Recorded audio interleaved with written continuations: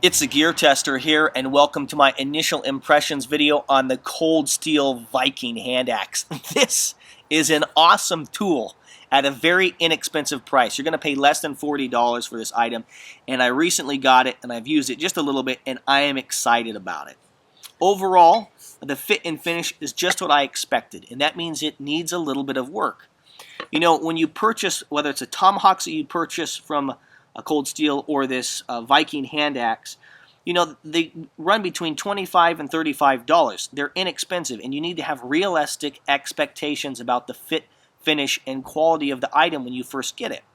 One of the things I love about them is because they're so inexpensive, you can purchase them and then modify them. I mean, are you going to buy a $200 axe and then etch something into the metal or resharpen it and reprofile it or replace the handle? Probably not. But for $35, for $25, you can do that all day long.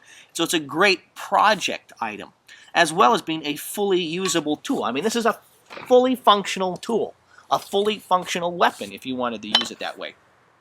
If you're wanting higher quality, a higher level of quality, Cold Steel has loads of high quality knives, like this Cold Steel Gurkha Kukri. Okay, this cost a lot more than $35, and the fit and finish was excellent on it, and I have used it for the better part of 4 years here.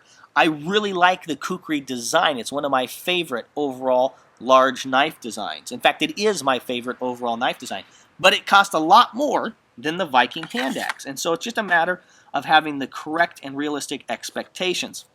One of the things that I'm looking forward to doing is etching some designs into the blade. Of course, taking off the finish before I do that, and I'm going to rehaft or reattach the head to the handle. You know, again, that's just one of the fit and finish things. You can see right here it's not been attached perfectly. It's got some problems, so I'm going to back this little hex head out. That's one of the first things I do, take the head off and sand and care for this portion of the shaft or handle of the axe. The reason I'm going to do that is as you use it, okay, with this tomahawk design, right, the head moves up a little bit and friction fits in. The reality is if I don't care for this right away, there's the potential that as I use it, the head portion here will chip as this tightens up around it rather than crushing it and tightening up like this.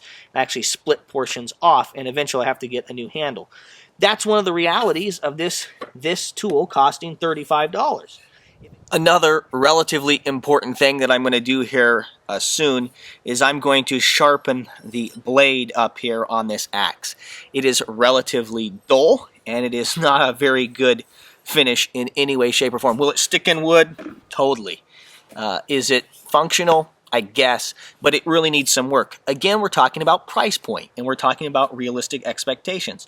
And if you're going to use an axe, you're going to have to sharpen and maintain it anyway. So this just gives you the opportunity to start working on that and learning how to do that if you haven't already early on in the process. If it costs $65, it would have a better handle on it. But its price point and its value, and I think the Cold Steel Viking hand axe represents a lot of value, at least in the way I am thinking about it and looking at it right now. If you like this video, I would encourage you to subscribe to my channel, because I'm going to be doing a 3 or 4 part series on the modifications that I make to this particular Cold Steel Viking hand axe. And if you're subscribed to my channel, you'll be alerted as I upload those videos. That's going to take place in the next month or so.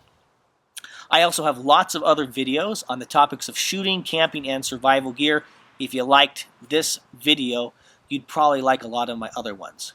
This is the Gear Tester signing off.